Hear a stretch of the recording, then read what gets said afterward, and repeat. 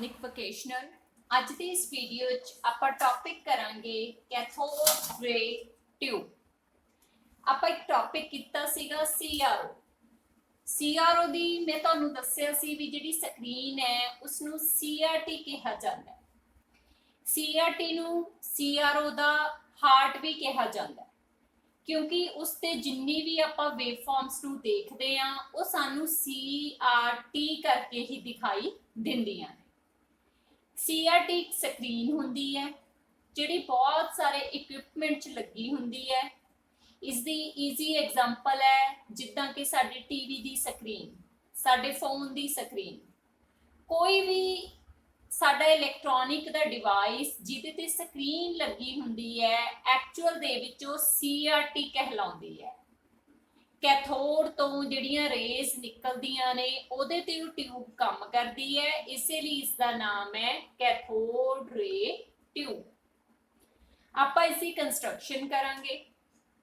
ਇਸਦੀ ਕੰਸਟਰਕਸ਼ਨ ਸ਼ਾਇਦ ਤੁਹਾਨੂੰ ਪਹਿਲੀ ਵਾਰ ਕਰਨ ਤੇ ਔਖੀ ਲੱਗੇ, ਲੇਕਿਨ ਇਸ ਨੂੰ ਧਿਆਨ ਨਾਲ ਕਰਿਓ ਕਿਉਂਕਿ ਅੱਗੇ ਤੁਹਾਡੇ ਸਿਲੇਬਸ ਦੇ ਵਿੱਚ ਕੈਮਰਾ ਟਿਊਬਸ ਨੇ। ਉਹ ਕੈਮਰਾ ਟਿਊਬਸ ਇਸੇ ਦੇ ਉੱਪਰ ਬੇਸਡ ਨੇ। ਇਹੀ ਸਾਰੀ ਥਿਊਰੀ ਕੈਮਰਾ ਟਿਊਬਸ ਦੇ ਵਿੱਚ ਵੀ ਆਉਣੀ ਹੈ। ਹੁਣ ਆਪਾਂ ਇਸਦੀ ਕੰਸਟਰਕਸ਼ਨ ਸਟਾਰਟ ਕਰਦੇ ਹਾਂ। ਇਸ ਦੇ 5 ਪਾਰਟਸ ਨੇ। ਫਸਟ ਪਾਰਟ ਹੈ ਇਲੈਕਟ੍ਰੋਨ ਗਨ ਅਸੈਂਬਲੀ। ਇੱਥੋਂ ਤੋਂ ਲੈ ਕੇ ਇੱਥੇ ਤੱਕ ਇਹ ਪੂਰੇ ਹਿੱਸੇ ਨੂੰ ਕਿਹਾ ਜਾਂਦਾ ਹੈ ਇਲੈਕਟ੍ਰੋਨ ਗਨ ਅਸੈਂਬਲੀ। ਸੈਕੰਡ ਹਿੱਸਾ ਹੈ ਡਿਫਲੈਕਸ਼ਨ ਸਿਸਟਮ ਜਿਹਦੇ ਵਿੱਚ ਦੋਨੋਂ ਪਲੇਟਸ ਆਉਂਦੀਆਂ ਨੇ, ਇਸ ਹਿੱਸੇ ਨੂੰ ਕਿਹਾ ਜਾਂਦਾ ਹੈ ਡਿਫਲੈਕਸ਼ਨ system. Third is fluorescent screen, ਆ ਜਿਹੜੀ ਸਕਰੀਨ ਹੈ ਸਾਡੀ, sorry. Fourth is glass tube involve, ਜਿਹੜੀ ਇਹਦੀ ਆਊਟਰ ਬਾਡੀ ਹੈ ਜਿਹਦੇ ਵਿੱਚ ਇਹ ਸਾਰੇ ਕੰਪੋਨੈਂਟਸ ਫਿੱਟ ਹੁੰਦੇ ਨੇ। And the fifth is base, ਇਹ ਵਾਲੀਆਂ ਪਿੰਸ। ਹੁਣ ਆਪਾਂ 1 ਬਾਈ 1 ਸਾਰੇ ਪਾਰਟਸ ਕਰਾਂਗੇ। ਫਸਟ ਆਪਾਂ ਸਟਾਰਟ ਕਰਦੇ ਹਾਂ ਇਲੈਕਟ੍ਰੋਨ ਗਨ ਅਸੈਂਬਲੀ। ਜਿਵੇਂ ਕਿ ਮੈਂ ਤੁਹਾਨੂੰ ਦੱਸਿਆ ਇਲੈਕਟ੍ਰੋਨ ਗਨ ਅਸੈਂਬਲੀ ਦੇ ਵਿੱਚ ਕਾਫੀ ਸਾਰੇ ਹਿੱਸੇ ਨੇ। ਫਸਟ ਇਹਦਾ ਪਾਰਟ ਹੈਗਾ ਹੀਟਰ। ਦੇਖੋ ਹੀਟਰ ਲਿਖਿਆ ਹੈ ਨਾ। ਇਲੈਕਟ੍ਰੋਨ ਗਨ ਅਸੈਂਬਲੀ ਦਾ ਮੁੱਖ ਕੰਮ ਕੀ ਹੈ? ਇੱਥੋਂ ਇਲੈਕਟ੍ਰੋਨਸ ਨੂੰ ਪੈਦਾ ਕਰਨਾ। ਇੱਥੇ ਇੱਕ ਹੀਟਰ ਲੱਗਿਆ ਹੁੰਦਾ ਹੈ। ਹੀਟਰ 6.3 ਵੋਲਟ ਦੇ ਕੰਮ ਕਰਦਾ ਹੈ। ਹੀਟਰ ਦਾ ਕੰਮ ਕੀ ਹੈ? ਹੀਟ ਅਪ ਹੋਣਾ, ਗਰਮ ਕਰਨਾ। ਜਦੋਂ ਹੀ ਇੱਥੋਂ ਔਨ ਹੋਏਗੀ ਸਵਿਚ, ਹੀਟਰ ਗਰਮ ਹੋਣਾ ਸ਼ੁਰੂ ਹੋ ਜਾਏਗਾ ਜਿਹਦੇ ਕਰਕੇ ਕੈਥੋਡਸ ਤੋਂ ਇਲੈਕਟ੍ਰੋਨਸ ਪੈਦਾ ਹੋਣੇ ਸ਼ੁਰੂ ਹੋ ਜਾਣਗੇ। ਕੈਥੋਡ ਸਿਲੰਡਰ ਦੀ ਸ਼ੇਪ ਦਾ ਹੁੰਦਾ ਹੈ। ਹੀਟਰ ਇਹਦੇ ਵਿੱਚ ਪਿਆ ਹੁੰਦਾ ਹੈ। ਜਦੋਂ ਹੀਟਰ ਗਰਮ ਹੋਏਗਾ ਕੈਥੋਡ ਤੋਂ ਇਲੈਕਟ੍ਰੋਨਸ ਨਿਕਲਣੇ ਸ਼ੁਰੂ ਹੋ ਜਾਂਦੇ ਨੇ। ਫਿਰ ਉਹ ਇਲੈਕਟ੍ਰੋਨਸ ਕਿਹਨੂੰ ਪਾਸ ਕਰਦੇ ਨੇ? Control grid. ਕੰਟਰੋਲ ਗ੍ਰਿਡ ਕੀ ਹੈ? ਕੰਟਰੋਲ ਗ੍ਰਿਡ ਇੱਥੇ ਇੱਕ ਸੈਂਟਰ ਹੈ। ਸੈਂਟਰ ਦੇ ਵਿੱਚ ਸਪੇਸ ਦਿੱਤੀ ਹੋਈ ਹੈ। ਜਦੋਂ ਇਲੈਕਟ੍ਰੋਨਸ ਕੈਥੋਡ ਤੋਂ ਨਿਕਲਦੇ ਨੇ, ਕੰਟਰੋਲ ਗ੍ਰਿਡ ਨਾਮ ਤੋਂ ਹੀ ਪਤਾ ਲੱਗਦਾ ਹੈ ਉਹਨਾਂ ਇਲੈਕਟ੍ਰੋਨਸ ਦੀ ਸੰਖਿਆ ਨੂੰ ਕੰਟਰੋਲ ਕਰਦਾ ਹੈ। ਇੱਥੇ ਇਲੈਕਟ੍ਰੋਨਸ ਵਧਾਉਣੇ ਨੇ, ਘਟਾਉਣੇ ਨੇ, ਇਹ ਕੰਮ ਸਾਡਾ ਕੰਟਰੋਲ ਗ੍ਰਿਡ ਕਰਦਾ ਹੈ। ਕੰਟਰੋਲ ਗ੍ਰਿਡ ਨੂੰ ਨੈਗੇਟਿਵ, ਕਾਫੀ ਹਾਈ ਨੈਗੇਟਿਵ ਵੋਲਟੇਜ ਦਿੱਤੀ ਜਾਂਦੀ ਹੈ। ਜਦੋਂ ਆਪਾਂ ਸਾਡੀ ਸਕਰੀਨ ਦੀ, ਫੋਨ ਦੀ ਸਕਰੀਨ ਦੀ ਗੱਲ ਕਰੀਏ, ਬ੍ਰਾਈਟਨੈਸ ਨੂੰ ਵਧਾਉਣੇ ਘਟਾਉਣੇ ਆ, ਐਕਚੁਅਲ ਦੇ ਵਿੱਚ ਅਸੀਂ ਕੰਟਰੋਲ ਗ੍ਰਿਡ ਨੂੰ ਆਪਰੇਟ ਕਰ ਰਹੇ ਹੁੰਨੇ ਆ। ਅਗਰ ਕੰਟਰੋਲ ਗ੍ਰਿਡ ਇੱਥੋਂ ਵੱਧ ਇਲੈਕਟ੍ਰੋਨਸ ਭੇਜੂਗਾ ਤਾਂ ਸਕਰੀਨ ਸਾਨੂੰ ਬ੍ਰਾਈਟ ਦਿਖਦੀ ਹੈ। ਅਗਰ ਕੰਟਰੋਲ ਗ੍ਰਿਡਸ ਇੱਥੇ ਇਲੈਕਟ੍ਰੋਨਸ ਦੀ ਸੰਖਿਆ ਘਟਾ ਦੂਗਾ ਤਾਂ ਜਿਹੜੀ ਰੋਸ਼ਨੀ ਹੈ ਉਹ ਮੱਧਮ ਹੋ ਜਾਂਦੀ ਹੈ ਕਿਉਂਕਿ ਇਸੇ ਇਲੈਕਟ੍ਰੋਨਸ ਨੇ ਅੱਗੇ ਜਾ ਕੇ ਟਕਰਾਉਣਾ ਹੈ ਤਾਂ ਹੀ ਸਾਡੀ ਸਕਰੀਨ ਗਲੋ ਕਰਦੀ ਹੈ। ਕੰਟਰੋਲ ਗ੍ਰਿਡ ਦਾ ਕੰਮ ਹੈ ਕੈਥੋਡ ਤੋਂ ਨਿਕਲਣ ਵਾਲੇ ਇਲੈਕਟ੍ਰੋਨਸ ਦੀ ਸੰਖਿਆ ਨੂੰ ਕੰਟਰੋਲ ਕਰਨਾ। ਅਗਲਾ ਹਿੱਸਾ ਇਹਦਾ ਕੀ ਹੈ? ਮੈਂ ਲਿਖਿਆ 1 2 3। ਇਸ ਦੀ ਐਕਸਪਲੇਨੇਸ਼ਨ ਨੋਟਸ 'ਚ ਦਿੱਤੀ ਹੋਈ ਹੈ। 1 ਸਾਡਾ ਹੁੰਦਾ ਹੈਗਾ ਪ੍ਰੀ ਐਕਸਲੇਟਿੰਗ ਐਨੋਡ, 2 ਹੁੰਦਾ ਹੈ ਫੋਕਸ ਐਨੋਡ, 3 ਹੁੰਦਾ ਹੈ ਐਕਸਲੇਟਿੰਗ ਐਨੋਡ। ਇਹ ਜਿਹੜੇ ਐਕਸਲੇਟਰਿੰਗ ਐਨੋਡ ਨੇ ਇਹ ਸਾਡੇ ਕੀ ਕਰਦੇ ਨੇ, ਇਹ ਸਾਡੀ ਜਿਹੜੀ ਹੈ ਇਲੈਕਟ੍ਰੋਨ ਬੀਮ ਹੈ, ਇੱਥੋਂ ਇਲੈਕਟ੍ਰੋਨਸ ਨਿਕਲੇ, ਉਹਨਾਂ ਨੇ ਇੱਕ ਲਾਈਨ ਬਣਾ ਲਈ, ਉਹਨੂੰ ਅਸੀਂ ਕਹਿਣ ਲੱਗੇ ਇਲੈਕਟ੍ਰੋਨ ਬੀਮ। ਇਸ ਬੀਮ ਨੂੰ ਸਪੀਡ ਅਪ ਕਰਨ ਦੇ ਵਿੱਚ ਹੈਲਪ ਕਰਦੇ ਨੇ 1 and 3 ਐਕਸਲੇਟਿੰਗ ਐਨੋਡ। ਜਦੋਂ ਇੱਥੋਂ ਇਲੈਕਟ੍ਰੋਨ ਬੀਮ ਸਟਾਰਟ ਹੋਈ, ਉਹ ਪੂਰੀ ਸਪੀਡ ਨਾਲ ਸਾਡੀ ਸਕਰੀਨ ਤੇ ਟਕਰਾਉਣੀ ਚਾਹੀਦੀ ਹੈ। ਇਹ ਕੰਮ 1 और 3 ਵੱਲੋਂ ਕੀਤਾ ਜਾਂਦਾ ਹੈ ਕਿ ਉਹਦੀ ਸਪੀਡ ਅਪ ਕਰਨਾ, ਬੀਮ ਨੂੰ ਸਪੀਡ ਅਪ ਕਰਨ ਦਾ ਕੰਮ ਕੀਤਾ ਜਾਂਦਾ ਹੈ। ਨੰਬਰ 2 ਹੈਗਾ ਫੋਕਸਿੰਗ ਐਨੋਡ। ਜਦੋਂ ਅਸੀਂ ਕੋਈ ਕਲੀਅਰ ਪਿਕਚਰ ਲੈਣੀ ਹੁੰਦੀ ਹੈ, ਅਸੀਂ ਆਪਣੇ ਫੋਨ ਨੂੰ ਵੀ ਹਮੇਸ਼ਾ ਪਹਿਲਾਂ ਫੋਕਸ ਕਰਦੇ ਆ ਨਾ, ਉਹੀ ਕੰਮ ਹੈ ਇਸ ਐਨੋਡ ਦਾ। ਸਾਡੀ ਇਹ ਬੀਮ ਫੋਕਸ ਹੋ ਕੇ ਸਕਰੀਨ ਤੇ ਟਕਰਾਵੇ ਤਾਂ ਕਿ ਸਾਨੂੰ ਇੱਕ ਕਲੀਅਰ ਪਿਕਚਰ ਨਜ਼ਰ ਆਵੇ। ਸਾਡੀ ਟੀਵੀ ਦੀ ਪਿਕਚਰ ਟਿਊਬ ਏਦਾਂ ਹੀ ਕੰਮ ਕਰਦੀ ਹੈ, ਫੋਨ ਦੀ ਵੀ ਏਦਾਂ ਹੀ ਕੰਮ ਕਰਦੀ ਹੈ। ਫੋਕਸ ਐਨੋਡ ਇਸ ਬੀਮ ਦੇ ਫੋਕਸ ਹੋ ਕੇ ਸਕਰੀਨ ਤੇ ਟਕਰਾਉਣ ਦੇ ਵਿੱਚ ਹੈਲਪ ਕਰਦਾ ਹੈ। ਸੋ ਇਹ ਸਾਡਾ ਕਵਰ ਹੋ ਗਿਆ electron gun assembly. Second part is deflection system. ਆਪਾਂ ਨੂੰ ਪਤਾ ਹੀ ਹੈ ਕਿ ਸਾਡੀ ਇਲੈਕਟ੍ਰੋਨ ਬੀਮ ਹੌਰੀਜ਼ੌਂਟਲੀ ਤੇ ਵਰਟੀਕਲੀ ਮੂਵ ਕਰਦੀ ਹੈ।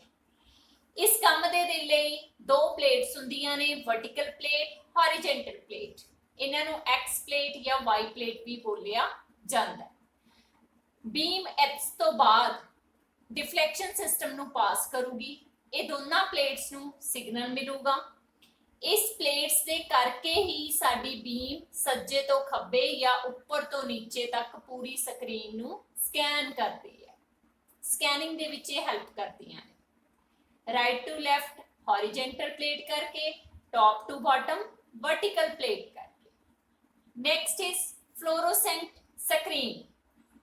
ਫਲੋਰੋਸੈਂਟ ਸਕਰੀਨ ਸਾਡੇ ਸਕਰੀਨ ਦੇ ਅੱਗੇ ਵਾਲੇ ਹਿੱਸੇ ਬਾਰੇ ਜਦੋਂ ਆਪਾਂ ਲਿਖਾਂਗੇ, ਫਲੋਰੋਸੈਂਟ ਸਕਰੀਨ ਦੇ ਅੰਡਰ ਆਏਗਾ। ਸਭ ਤੋਂ ਪਹਿਲਾਂ ਤਾਂ ਜਿਹੜਾ ਅੱਗੇ ਵਾਲਾ ਹਿੱਸਾ ਹੁੰਦਾ, ਸ਼ੀਸ਼ਾ ਲੱਗਿਆ ਹੁੰਦਾ, ਉਹਨੂੰ ਫਲੈਟ ਸਕਰੀਨ ਕਿਹਾ ਜਾਂਦਾ ਹੈ। ਇਸ ਦੇ ਅੰਦਰਲੇ ਪਾਸੇ ਫਾਸਫੋਰਸ ਦੀ ਮਟੀਰੀਅਲ ਦੀ ਕੋਟਿੰਗ ਕੀਤੀ ਹੁੰਦੀ ਹੈ। ਇਸ ਫਾਸਫੋਰਸ ਮਟੀਰੀਅਲ ਦੇ ਕਰਕੇ ਹੀ ਸਾਨੂੰ ਲਾਈਟ ਵਿਜ਼ੀਬਲ ਹੁੰਦੀ ਹੈ। ਸਾਡੀ ਇਲੈਕਟ੍ਰੋਨ ਬੀਮ ਇੱਥੋਂ ਆਈ, ਉਹਨੇ ਸਭ ਕੁਝ ਪਾਸ ਕੀਤਾ, ਇਸ ਤੋਂ ਬਾਅਦ ਉਹ ਜਾ ਕੇ ਕਿਹਦੇ ਨਾਲ ਟਕਰਾਊਗੀ, ਪਹਿਲਾਂ ਫਾਸਫੋਰਸ ਕੋਟਿੰਗ ਨਾਲ। ਜਿਹੜਾ ਇਲੈਕਟ੍ਰੀਕਲ ਸਿਗਨਲ ਇਸ ਕੋਟਿੰਗ ਨੂੰ ਮਿਲੂਗਾ, ਉਹ ਇਸ ਇਲੈਕਟ੍ਰੀਕਲ ਸਿਗਨਲ ਦੇ ਮੁਤਾਬਕ ਲਾਈਟ ਪੈਦਾ ਕਰੂਗਾ ਸਾਡੀ ਸਕਰੀਨ ਤੇ, ਫਿਰ ਹੀ ਸਾਨੂੰ ਕੋਈ ਟ੍ਰੇਸ ਵਿਜ਼ੀਬਲ ਹੋਵੇਗਾ। Fourth part is glass tube and involve. ਇਹ ਹੈਗਾ ਸਾਡੀ ਪੂਰੀ ਬੋਡੀ। ਸਭ ਤੋਂ ਪਹਿਲਾਂ ਤਾਂ ਇਹ ਸੀਆਰਟੀ ਫਨਲ ਦੀ ਸ਼ੇਪ ਦੀ ਵਿੱਚ ਹੈ। ਇਹ ਹੁੰਦੀ ਹੈ ਵੈਕਿਊਮ, ਆਪਾਂ ਕਹਿੰਦੇ ਆ ਕਿ ਐਦਾਂ ਦੀ ਟਿਊਬ ਹੁੰਦੀ ਹੈ ਜਿਸ 'ਚ ਕੋਈ ਵੀ ਵੈਕਿਊਮ ਨਹੀਂ ਹੁੰਦਾ, ਹਵਾ ਰਹਿਤ ਹੁੰਦੀ ਹੈ, ਤਾਂ ਕਿ ਸਾਰੇ ਕੰਪੋਨੈਂਟਸ ਆਪਣੀ ਜਗ੍ਹਾ ਤੇ ਪਲੇਸ ਰਹਿਣ। ਇੱਕ ਫਨਲ ਸ਼ੇਪ ਟਿਊਬ ਦੇ ਵਿੱਚ ਸਾਰੇ ਪਾਰਟਸ ਨੂੰ ਅਟੈਚ ਕੀਤਾ ਹੁੰਦਾ ਹੈ ਤੇ ਬਿਲਕੁਲ ਹੀ ਵੈਕਿਊਮ ਫ੍ਰੀ ਹੁੰਦੀ ਹੈ, ਹਵਾ ਰਹਿਤ ਇਹ ਟਿਊਬ ਹੁੰਦੀ ਹੈ। ਇਸ ਦੇ ਇੱਥੋਂ ਨੈਕ ਤੋਂ ਲੈ ਕੇ ਸਕਰੀਨ ਤੱਕ ਐਕਾਡਾਗ ਕੋਟਿੰਗ ਕੀਤੀ ਹੁੰਦੀ ਹੈ ਵਾਟਰਪ੍ਰੂਫ ਗ੍ਰੇਫਾਈਟ ਮਟੀਰੀਅਲ ਦੀ। ਇਹ ਕੋਟਿੰਗ ਦਾ ਕਾਫੀ ਅਹਿਮ ਰੋਲ ਹੈ। ਇਹ ਕੋਟਿੰਗ ਇੱਕ ਤਾਂ ਸਾਡੀ ਹੈਲਪ ਕਰਦੀ ਹੈ ਵੀ ਇਲੈਕਟ੍ਰੋਨ ਬੀਮ ਨੂੰ ਐਕਸਲੇਟ ਕਰਕੇ ਟਰੈਵਲ ਕਰਕੇ ਸਕਰੀਨ ਤੱਕ ਪਹੁੰਚਾਉਣ ਦੇ ਲਈ। ਦੂਸਰਾ, ਇਸ ਕੋਟਿੰਗ ਕਰਕੇ ਸੈਕੰਡਰੀ ਐਮਿਸ਼ਨ ਆਫ ਇਲੈਕਟ੍ਰॉन्स ਨਹੀਂ ਹੁੰਦੀ। ਇਹ ਕੋਟਿੰਗ ਹੈਲਪ ਕਰਦੀ ਹੈ ਇਲੈਕਟ੍ਰੋਨ ਬੀਮ ਨੂੰ ਐਕਸਲੇਟ ਕਰਕੇ ਸਕਰੀਨ ਤੱਕ ਪਹੁੰਚਾਉਣ ਲਈ। ਦੂਸਰਾ, ਇੱਥੇ ਸੈਕੰਡਰੀ ਐਮਿਸ਼ਨ ਆਫ ਇਲੈਕਟ੍ਰॉन्स ਨਹੀਂ ਹੁੰਦੀ because of this aquadag coating. And the last is base. Base ਇਹਨਾਂ ਪਿੰਸ ਨੂੰ ਕਿਹਾ ਜਾਂਦਾ ਹੈ ਜਿੱਥੇ ਕਨੈਕਸ਼ਨ ਦਿੱਤਾ ਜਾਂਦਾ ਹੈ। ਜਿਹੜਾ ਸਿਗਨਲ ਆਪਾਂ ਬੇਸ ਤੇ ਦੇਵਾਂਗੇ ਉਸ ਨੂੰ ਪਿਕਚਰ 'ਚ ਕਨਵਰਟ ਕਰਕੇ ਸਾਨੂੰ ਕੈਥੋਡ ਰੇ ਟਿਊਬ ਤੇ ਦਿਖਾਈ ਦਿੰਦਾ ਹੈ। ਸਭ ਤੋਂ ਪਹਿਲਾਂ ਆਪਾਂ ਪਾਰਟਸ ਲਿਖਾਂਗੇ, ਇਸੇ ਪਾਰਟਸ ਨੂੰ ਲੈ ਕੇ ਤੁਸੀਂ ਇਸ ਦੀ ਵਰਕਿੰਗ ਲਿਖੋਗੇ। ਹੁਣ ਆਪਾਂ ਸਮਰੀ ਦੇ ਤੌਰ ਤੇ ਇਹਦੀ ਵਰਕਿੰਗ ਕਰਦੇ ਹਾਂ ਕਿ ਇੱਥੇ ਬੇਸ ਨੂੰ ਇੱਕ ਇਲੈਕਟ੍ਰੀਕਲ ਸਿਗਨਲ ਦਿੱਤਾ ਜਾਂਦਾ ਹੈ ਜਿਸ ਨੂੰ ਅਸੀਂ ਪਿਕਚਰ ਦੇ ਰੂਪ ਵਿੱਚ ਦੇਖਣਾ ਚਾਹੁੰਦੇ ਹਾਂ। ਹੀਟਰ ਨੂੰ ਜਦੋਂ ਪਿੱਛੋਂ ਵੋਲਟੇਜ ਮਿਲੀ, ਹੀਟ ਅਪ ਹੋਣ ਲੱਗ ਜਾਏਗਾ, ਕੈਥੋਡ ਇਲੈਕਟ੍ਰॉन्स ਪੈਦਾ ਕਰਨੇ ਸ਼ੁਰੂ ਕਰ ਦੂਗਾ। ਕੰਟਰੋਲ ਗ੍ਰਿਡ ਉਹਨਾਂ ਦੀ ਸੰਖਿਆ ਨੂੰ ਕੰਟਰੋਲ ਕਰੂਗਾ। 1 ਐਂਡ 3 ਜਿਹੜੀਆਂ ਸਾਡੀਆਂ ਐਕਸਲਰੇਟਿੰਗ ਐਨੋਡਸ ਨੇ ਉਸ ਬੀਮ ਨੂੰ ਸਪੀਡ ਅਪ ਕਰ ਦੇਣਗੀਆਂ। ਐਨੋਡ ਨੰਬਰ 2 ਫੋਕਸ ਐਨੋਡ, ਤਾਂ ਕਿ ਉਹ ਇੱਧਰ ਉੱਧਰ ਨਾ ਟਕਰਾਵੇ, ਸਿੱਧਾ ਫੋਕਸ ਹੋ ਕੇ ਸਾਡੀ ਸਕਰੀਨ ਤੇ ਟਕਰਾਵੇ। ਉਸ ਤੋਂ ਬਾਅਦ ਇਹ ਬੀਮ ਸਾਡੇ ਡਿਫਲੈਕਸ਼ਨ ਸਿਸਟਮ ਨੂੰ ਕ੍ਰਾਸ ਕਰੂਗੀ, ਸਾਡੀਆਂ ਹੌਰੀਜ਼ੌਂਟਲ ਤੇ ਵਰਟੀਕਲ ਪਲੇਟਾਂ ਨੂੰ ਸਿਗਨਲ ਮਿਲੂਗਾ, ਜਿਹਦੇ ਕਰਕੇ ਸਾਡੀ ਪੂਰੀ ਸਕਰੀਨ ਦੀ ਸਕੈਨਿੰਗ ਹੁੰਦੀ ਹੈ, top to bottom, right to left. Next, ਜਦੋਂ ਇਹ ਬੀਮ ਸਾਡੀ ਸਕਰੀਨ ਦੇ ਕੋਲ ਪਹੁੰਚਦੀ ਹੈ ਤਾਂ ਇਹ ਪਹਿਲਾਂ ਫਾਸਫੋਰਸ ਕੋਟਿੰਗ ਨਾਲ ਟਕਰਾਉਂਦੀ ਹੈ। ਜਿੰਨਾ ਸਿਗਨਲ ਇਹ ਕੋਟਿੰਗ ਰਿਸੀਵ ਕਰੂਗੀ ਉਹਦੇ ਬਰਾਬਰ ਦਾ ਲਾਈਟ ਸਿਗਨਲ, ਲਾਈਟ ਇਮੇਜ ਉਹਦੀ ਬਣਾ ਕੇ ਸਾਡੀ ਸਕਰੀਨ ਤੇ, ਫਲੈਟ ਸਕਰੀਨ ਤੇ ਸਾਨੂੰ ਮਿਲ ਜੂਗੀ। ਇਸ ਕੋਟਿੰਗ ਦੇ ਨਾਲ ਸਾਡੀ ਐਕਸਲਰੇਸ਼ਨ ਆਫ ਬੀਮ ਹੁੰਦੀ ਹੈ, plus secondary emission of electrons ਨੂੰ ਇਹ ਕੰਟਰੋਲ ਕਰਦੀ ਹੈ।